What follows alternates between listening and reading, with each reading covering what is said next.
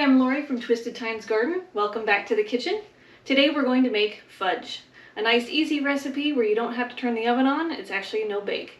There's only 3 ingredients, and otherwise all you need is a medium saucepan, a teaspoon measuring cup, and a spatula.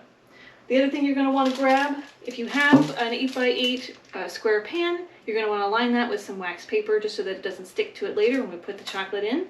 You can use a caking pan if you have that instead. I would make sure that it's heat resistant. Not that it's going to go in the oven, but you're going to put the hot chocolate in there later. So let's go ahead and get started. The ingredients you're going to need, I have 10 ounces of dark chocolate chips. You can use semi-sweet, you can use milk chocolate, white chocolate if you like. I happen to like dark, so we're going to go with that today. I also have a can of sweetened condensed milk. It's just a standard 14 ounce. And we're going to be using mint extract today. So let's go ahead and get the chocolate chips into the pan and we'll turn it on medium-low.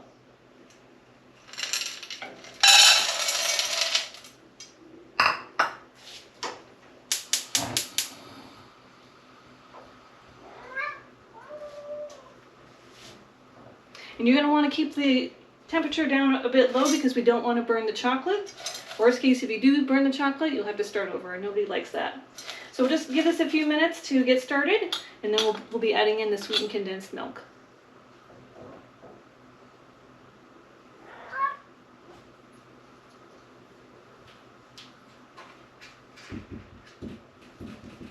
You might hear the cat in the background. Mason is upset he's not on camera today.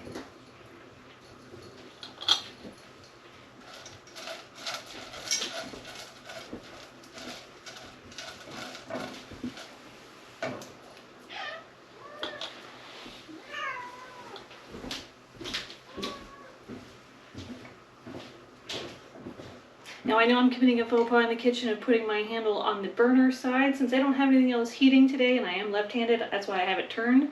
Now if you're not familiar with the kitchen stove, don't ever leave your handle over the rest of the stove top while it's hot because the handle will get hot too.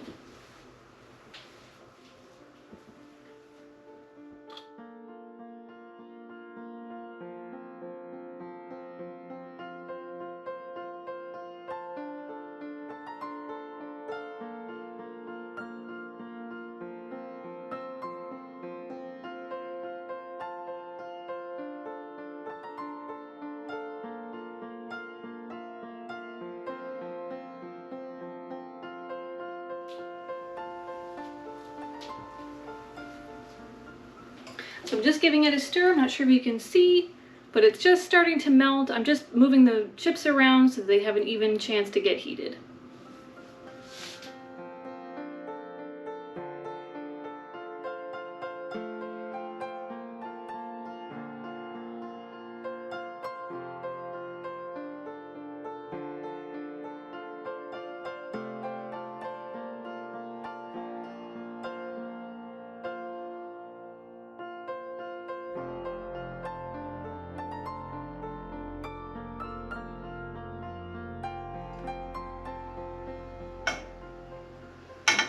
Alright, so now you can see it's nice and kind of molten chocolate. It has had a chance to start to melt down. This will be the point where we're going to add our sweetened condensed milk. You may want to turn the temperature down as you add that in there just so it doesn't burn. So I usually like to put it all the way down on low, but you'll have to check your temperature settings on your oven. Go ahead and dump in the whole thing.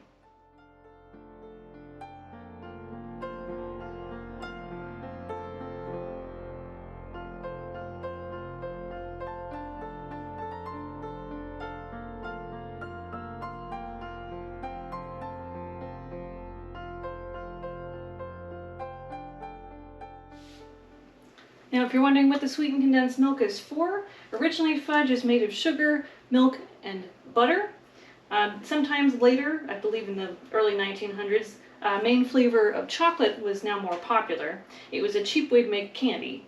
So the sweetened condensed milk, of course, takes place of that sugar and milk that's already been heated to the appropriate temperature, about 240 degrees, and the sugar is nice and dissolved where it's smooth. So I don't even have to worry about doing that to make sure that I don't have gritty texture in my fudge. All I'm doing now is just giving it a stir so everything's incorporated.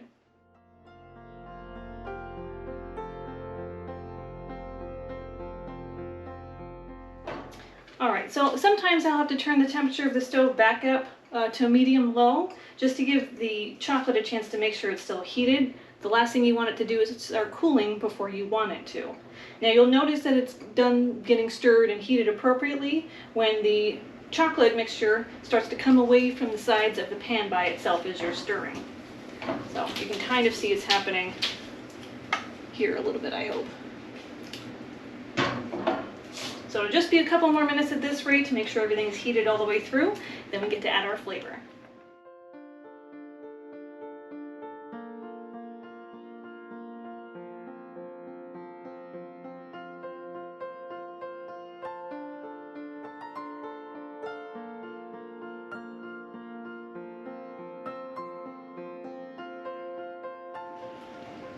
Now I'm just sort of folding it back onto itself by picking it up from the side, folding it in, and kind of flattening it back out just to make sure that the sweetened condensed milk is mixed all the way in.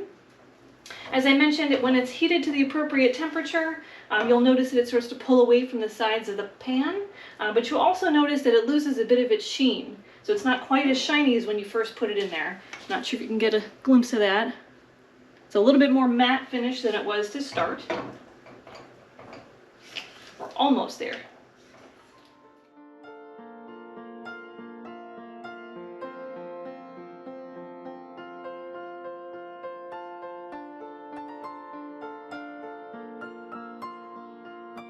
Okay, I think we are there.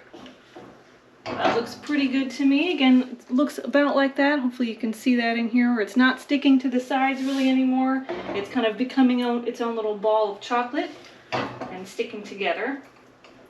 So now the fun part will be, we want to make sure we turn the temperature all the way back down to low because we're going to add in the extract. Now today, as I mentioned, we're going to be putting in mint. Hopefully you can see that.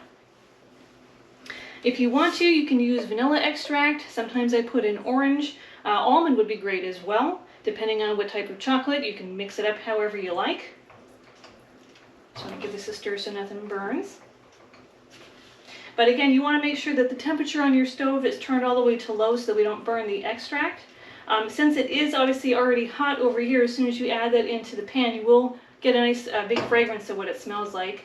I use anywhere from a half a teaspoon to 1 whole teaspoon. I have tasting spoons as well, so I'm going to double check how it tastes after I add the flavor. And as soon as you add the flavor in, go ahead and make sure you give it a stir. You'll see the sheen come back because we've added the extract. Once you can see that that's mixed throughout and nice and shiny, I like to take a taste just to be sure. After it's set up in the refrigerator, it will get a little bit bolder, but go ahead and make sure you like it before you put it in the fridge. All right, so our temperature is on low. Let's go ahead and add the extract.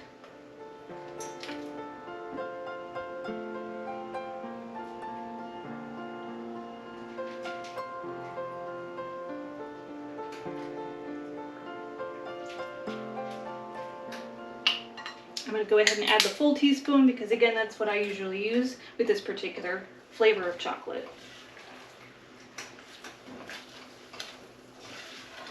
It might sizzle and bubble, again, because the extract is now really hot. But go ahead and carefully stir that in. Just sort of fold it as I mentioned before, where you're picking it up from the sides and putting it back onto itself. So picking it up from the side, folding it back down.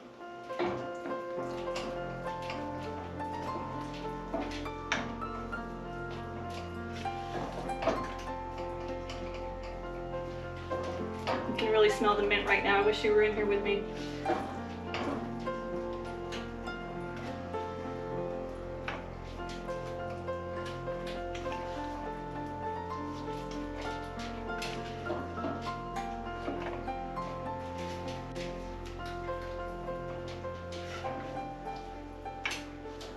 Alright, I think it is all incorporated, so I'm going to go ahead and give it a taste.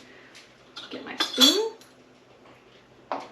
Now the other thing you'll notice is, I don't know if you can see how it just sort of stuck right on there. It's not dripping, it just holds its shape. It's going to be hot here, so let me give it a minute.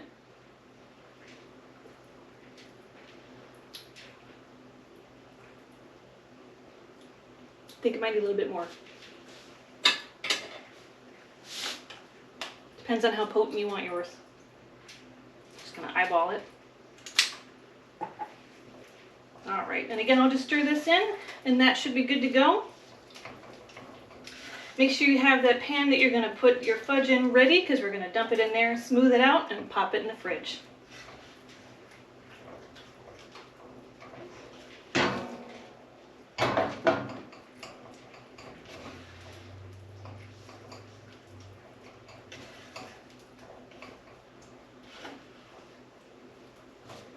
Alright, got a fresh spoon. Let's give another taste.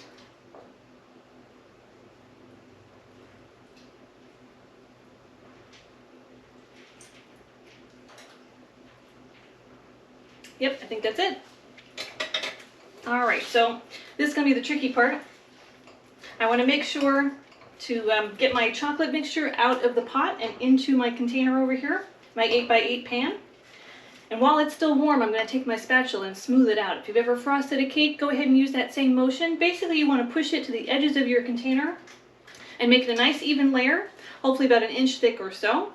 And then once we've done that, we'll put that in the oven, or sorry, the oven, put it in the refrigerator for about 4 hours to get it to set up, and then we'll cut it. Make sure to turn my burner off. Here we go.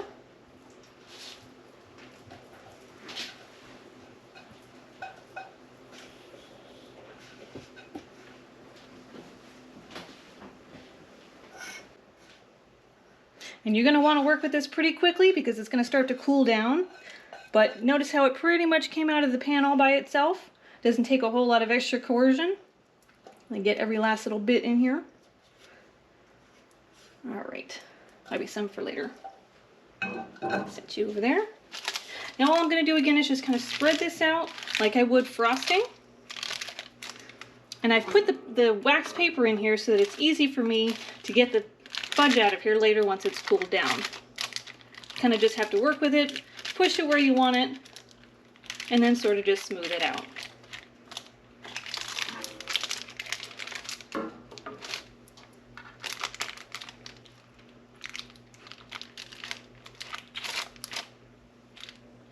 Doesn't have to be perfect. Again, you're using this kind of like a mold. If you've ever made candies or other melted chocolates, same idea. You just need to give it a space to set up and form, and then we'll have to pop this out later. All right, hopefully you can see that. Smells and looks pretty good so far.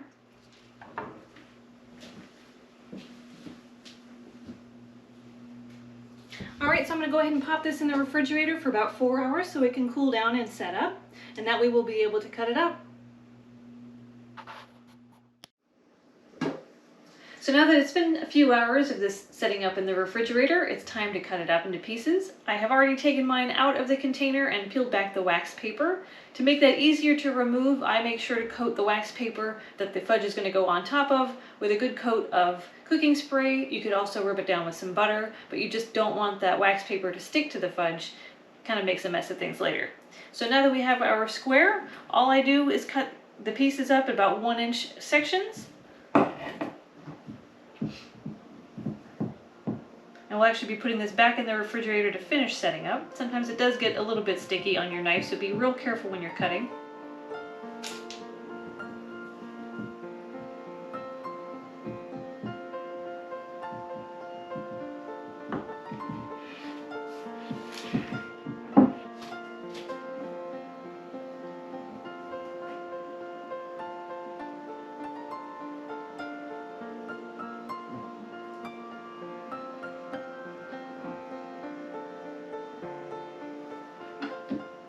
There you have it. Again, you want to set these back in the refrigerator. I like to put mine in my favorite container. Make sure yours is airtight, and they'll be good in the refrigerator for about 2 weeks.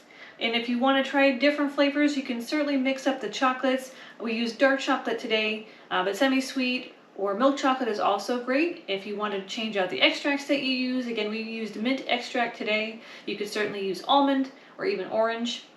The other variety that I like to do is, instead of the dark chocolate, I will do a white chocolate with peanut butter. The difference in the way that I make that one is in between, after you've melted the milk chocolate, or rather the white chocolate with the sweetened condensed milk, as soon as that is all combined and heated, that's when I add about a cup of peanut butter to that mixture. Make sure it's well combined. Let that heat for a minute or two on the medium-low, and then continue on with that instruction to turn the heat down and add your extract. So for the peanut butter, I usually just use vanilla to kind of enhance that peanut butter flavor. And the reason I use the white chocolate is I want to taste the peanut butter. You can certainly mix in the peanut butter in that same manner with any other dark or semi-sweet or milk chocolate, but if I want peanut butter fudge, that's why I use the white chocolate. You could probably still make a concoction without the white chocolate in it. I just think that those chocolate chips still help to keep the consistency creamy and make it nice and smooth. So I'm going to keep getting this chopped up, put it in my airtight container with the lid on, and pop it back in the fridge. We'll catch you next time at Twisted Tine's Garden.